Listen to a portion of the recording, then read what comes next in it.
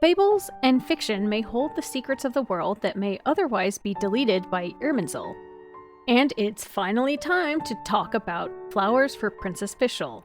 And I'm gonna make this about Khaenri'ah, and there's nothing you can do to stop me.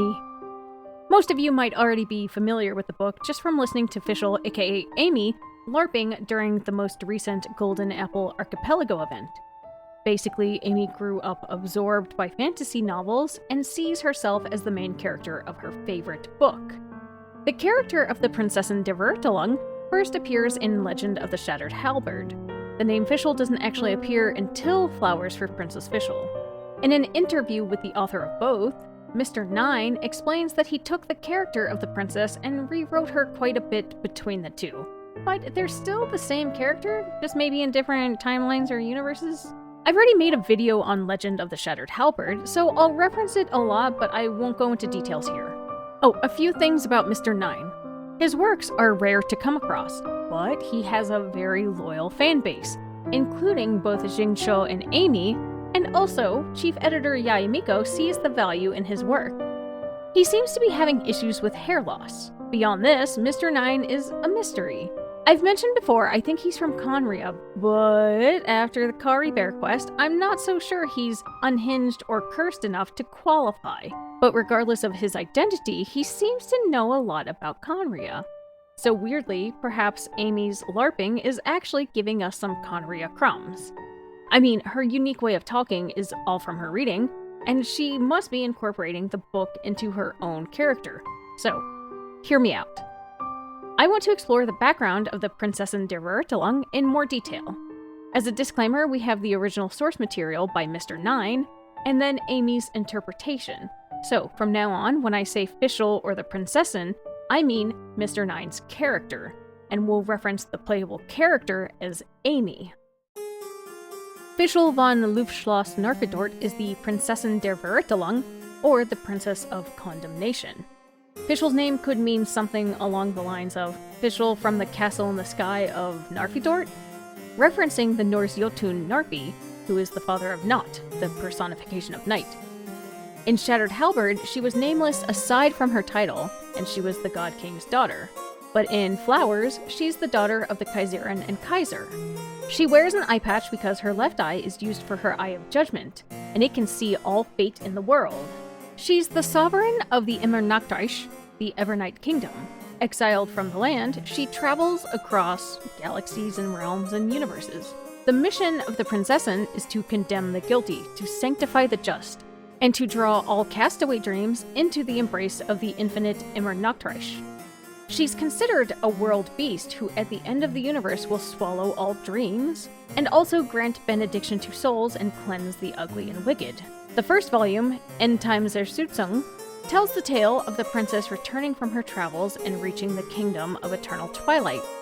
Here she encountered fate-resisting royals who refused to recognize her royal stature and mission. They denied 13,000 years of royal lineage and forsook their nobility and became monsters, attacking her. She was saved by Osvaldo Hrafnabens, the mighty Prince Nachtraben. Hrafn in his name is a Germanic word for raven, and Nachtraben means night raven. He is a bird, and he became her loyal companion. Fischl can possess Oz and see the world through his eyes, and this extends to Amy's vision and kit. So there's a prologue plus at least 4 volumes by Mr. Nine. There's also the Mitternachts's Waltz, which is weapon lore but closes with volume end, suggesting it may also be written by Mr. Nine? This one is super interesting because it actually seems to provide insight into the 3 Moon Sisters. It says, 2 of the 3 caused the seas of the primordial universe to shine and stirred up the beasts of the Arianrod realm, or the Silver Wheel realm. These 2 moons were shredded by a sword that tore the horizon asunder. Weird that Mr. Nine might know about this, but okay. Now, there's also the story in the Golden Apple Archipelago quest, but the books we encounter there, the Hymn of the Holy Land, are described as her diaries, so they're more like Amy's fanfiction of Mr. Nine's work. So I won't really include that because I also think that more ties in with Amy's personal story. But to segue into more analysis and speculation, I don't think Amy is a princess or descender. But as Amy roleplays as Fischl, we might be able to get insight about Khaenri'ah, albeit with a strong filter of Amy's perspective reading Mr. Nine's already imaginative works. Okay, so I keep talking about Khaenri'ah. So there are a few parallels to Khaenri'ah. The prologue starts off with the line, "The dream lives on," which already seems reminiscent of those who dream of dreaming, as Dane said in the Travails trailer. This line is what Fischl's mother, the Kaiserin, repeats over and over as she fades away until her words are fully realized. Find a meaning, the night deepens, but the dream lives on. Then there's the Immernachtreich itself, the land of eternal night or the Evernight kingdom. And Khaenri'ah, also underground like Khaenri'ah, has an Evernight, and only has a White Knight because of a creation of Abrax, which is also said to be gifted from Easteroth herself. So Khaenri'ah was also in the perpetual darkness of an eternal night. And there's more that can't be summarized so succinctly. So without trying to yet identify who Fischl might be representing, or what story Mr. Nine might be trying to tell, I wanted to explore some thematic connections in more detail, including the magical arts of prophecy and the concept of Nietzsche's eternal return. So, it's speculation time! Keeping in mind that Khaenri'ah seems to have a lot of Norse names and imagery and influences from mythology, there are also some obvious similarities between Fischl and IRL Odin. Odin, the Allfather of the Norse pantheon. Fischl can literally see the world through her raven Oz's eyes, and she herself has one eye. Odin had traded an eye for wisdom, and also had 2 raven familiars who spied on the 9 realms for him. Additionally, Amy as Fischl makes many references to mystical sight. Her Auge der Verurteilung, the Eye of Condemnation, can literally see the threads of fate, and reveals all that is true in the world. Odin was particularly known for his practice of satyr, the magical art of foresight and prophecy. In-game, we already have another figure who is very likely to be the Odin figure, and that's Irmin, the one-eyed king of Khaenri'ah, who I can't shut up about! I've talked about the Odin-Irmin connections in quite a few other videos, so if you actually want some more explanation on that, go check them out. But it's no coincidence then that in Mr. Nine's other book, Legend of the Shattered Halberd, Irmin and the Prinzessin are both divine halberds, the first and the last, respectively. Their roles and functions seem different, but I think the parallels between IRL Odin to both Irmin and Fischl, as well as some sort of connection between Fischl and Irmin, is very telling. I don't know exactly what that is yet, but I'd like to speculate that it may have to do with one of the biggest reasons why I think the sinner in the Caribert quest is Irmin. Between the quest taking place at Fate's End, as well as the Fortune Lector giving a trial of destiny, there's a lot of ties between the sinner and fate. The sinner says that he can see fate. This is right in line with Fischl's Auge der Verurteilung, as well as Odin's satyr, the art of seeing fate and fortune. Given Irmin's connection to Fischl and inspirations from Odin, I'm inclined to think Irmin also has this gift. I mean, Amy as Fischl is self-described as omniscient, which is like a key characteristic of the sinner. Moreover, Amy as Fischl has lines talking about both fate and sin, and even says sin defies fate's rightful decree. So I wonder about what the sins of the sinner and the Khaenri'ahs are, and if they're the same. Because remember, the sinner also encourages one to transcend above fate, and in the first volume of the book, Fischl encounters the fate-resisting royals who turned into monsters. Now, I said I wouldn't talk too much about Golden Apple, but there's one thing I wanted to mention about some imagery. In Amy's or Fischl's domain, the Immernachtreich castle floats below a sky that looks like a shattered glass dome. This could just be reflecting that this is a mirage, or that the sky is fake. But Mona talks endlessly about how fate and destiny is written in the stars. And Dottore says that the sky being fake is a part of the truth of this world hidden in Irminsul. Tinfoil time! What if the sinner, or maybe even Irmin, was literally shattering the firmament in an attempt to destroy the destinies written in the stars? Did this injury to the sky cause it to turn red? And also, for what it's worth, Piero knew the sky was fake, and as a royal mage, he explicitly advised against tearing away the veil of sin. Just a thought. Oh, and one last thing. Speaking about imagery, in Fischl's special outfit, it's canon that the princess has ruby red eyes, or a single ruby eye, like the deathly statuettes that may represent Irmin. But continuing on with the threads of fate. In the prologue, Mr. Nine describes one beast of the world named Gesamtkunstwerk. When describing this beast, the book says in certain probabilities, this is the beast the Immernachtreich would face in this cycle. He goes on to add that, in a distant causality, if the philosopher Zarathustra was not chosen, then the opera writer would have gained victory in the contest over the will of the world. Zarathustra is another name for Zoroaster, the founder of Zoroastrianism. Now, Zoroastrianism does have clear links to Gnosticism, which obviously has a lot of influence on Genshin, and it also has ties to historical Dahri, another name for Khaenri'ah, but I think this is also more of a reference to Thus Spoke Zarathustra, a piece written by philosopher Friedrich Nietzsche. He was once friends with Richard Wagner, the opera writer, but they ended up having beef, largely due to diverging beliefs. So with that interpretation, the book goes on to say that both Zarathustra, Nietzsche, and the musician, Wagner, exist to give praise unto the Prinzessin der Verwirrung. One proclaims the agony she suffers in her heart, while the other proclaims the grandeur of her travails. Okay, wait, so let me back up. Why Nietzsche and Wagner? Well, they both have a lot to do with Khaenri'ah, thematically. Richard Wagner is the composer of the Der Ring des Nibelungen, or the Ring of the Nibelungen. It's a cycle of 4 operas that tell of a ring that has the power to rule all. It was forged by the dwarf Alberic using gold he stole from the Rhine Maidens, or the Daughters of the Rhine, like Rhine Daughter, and gold. The opera tells the story of many different figures, including Wotan, vying to steal the ring across many generations. Wotan almost succeeds, but Alberic's son Hagen ruins his plans. The ring is eventually returned to the Rhine Maidens by Wotan's estranged daughter, and at the end of the story, the gods are destroyed. Now, Nietzsche was an existential philosopher of the 19th century.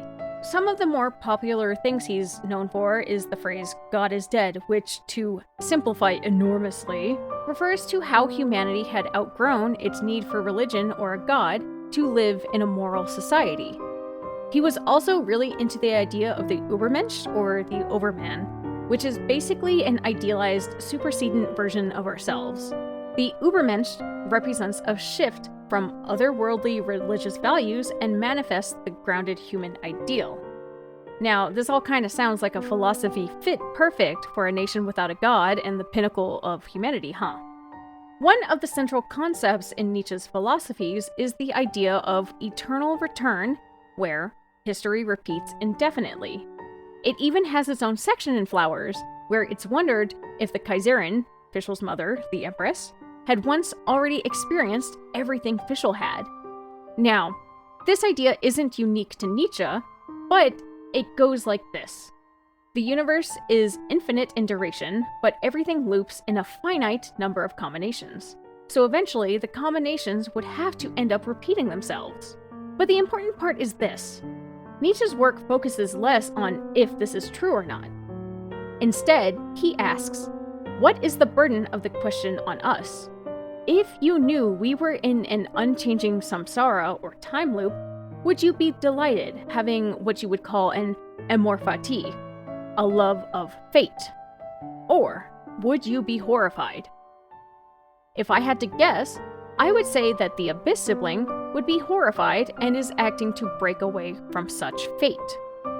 So, this is just me thinking out loud, but I also have another reason to think this particular concept is important, especially with regards to Khaenri'ah. Do you guys remember a behind-the-scenes video on Khaenri'ah Rune machine design posted by Hoyoverse? Well, in the video, you can see someone literally looking at the Wikipedia page on Eternal Return, and Nietzsche's formulation is dead center. Yeah, always watch behind-the-scenes videos. There are many implications for the Eternal Return, but here's two. One is that people often compare different characters and see a lot of similarities. At the very least, I think this is a way of providing a frame story. But perhaps this could imply eras are all different permutations of a cycle in the Eternal Return. The second one is the curse of immortality. If Khaenri'ahs can't die, how do they participate in the Eternal Return? They can't. They don't. They've been sidelined. They're literally on the bench just losing their minds because they just can't cope with living for that long. Relatable, honestly. Have you guys ever noticed that Fischl's theme and the Fatui Harbinger's theme is, the same? Others have also noted the similarities, and there's actually a nice video by Marzi that breaks it down in more detail, so go check that out. Link in description. But let me just play a little bit.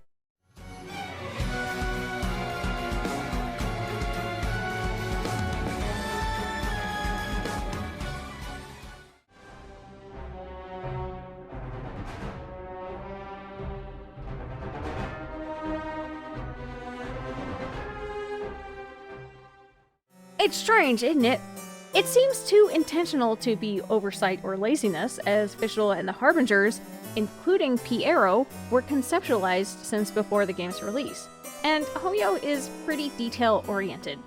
Now, this part is my own heavy speculation, but I don't think it takes that much of a stretch to relate the two using Khaenri'ah. First, the Tsaritsa may essentially share a similar goal to Khaenri'ah in trying to overthrow the gods. But I'm more partial to the idea that the connection is Piero, a former royal mage of Khaenri'ah who created and is the director of the Harbingers. This also works better if you imagine, like I do, that Mr. Nine is Khaenri'ah, but it's a neat connection nonetheless. To summarize, I think Mr. Nine is taking bits and pieces he knows of Khaenri'ah history and making it into a story that we don't even quite know yet. But by merit of the Eternal Return, this is essentially telling us how things may play out. But it basically boils down to the cycles of disaster driven by the beasts of the world, with Fischl potentially acting as a savior figure. In Flowers, she's exiled, traveling and punishing the wicked and saving her people. In Legend of the Shattered Halberd, her father, the God King, created her so that she may end him before he goes on a mad God King rampage as he had before, destroying the world. She's collecting pieces of the Divine Halberd to avoid catastrophe. So, could Fischl be representing a character in the story? She has some shared qualities with a few people that we know of. Number 1. The Tsaritsa. The Tsaritsa collecting the Gnosis seems like a pretty good parallel to collecting fragments of the Divine Halberd. And, like I said, she may carry on the goal of Khaenri'ah. Fischl is said to be destined to cleanse the wicked, set her heart ablaze, and after that the universe will be born anew, perhaps like an old versus new world. Also, this would work seamlessly with the shared musical motifs. Number 2. One of the twins. It doesn't matter which one, because Mr. Nine may be taking creative liberties such that the princess can also represent a prince or some other royal figure. In Dirge of Bilquis, Traveler jokes they are a prince or princess in exile similar to Fischl. So Amy saying that she, as Fischl, is an outlander just like Traveler would be no coincidence. But the sibling was also summoned to Khaenri'ah, or even summoned back, to become the royal heir to Khaenri'ah. Clotar says they failed them, though. And remember, Fischl went to, or returned to, the land of eternal night to fate-resisting royals who turned into monsters. Honestly, even though we don't know much about the twins and their origins, after the Caribert quest, I can see more parallels than ever between one of the twins and Princess Fischl. Number 3. Kaya? This one is crack, but he's considered the last hope of Khaenri'ah. Amy's voice line about Kaya and Kaya's voice line about Amy both compare themselves to each other. Kaya joking that since he has an eye patch, he must be a descendant of former royal lineage, which turned out to be true, while Amy says perhaps he has mystical sight, which could make for some very interesting links to the Sinner, and also Kaya's link to the Abyss Order. So I want to reiterate that this is all sort of half-baked speculation, right? Like, there's really nothing substantial. We're still missing, basically all the volumes of Flowers for Princess Fischl. So this is just some superficial speculation, and I'm just having fun thinking about where the story might be going in the future. Once again, this video is already too long. Thank you so much for watching. Please comment, subscribe, and like, and hit that notification bell. And remember what Nietzsche also said: if you gaze long enough into the abyss will gaze back into you. So don't stare at that enticing crystal for too long, or else you'll get lost in the sauce, man! I co-host a stream on twitch.tv/owletdesu where we talk about lore, character, and story analysis, and get a little bit more than spicy or degen. Well, thanks again for watching. I appreciate y'all. Take care. See y'all later. Bye!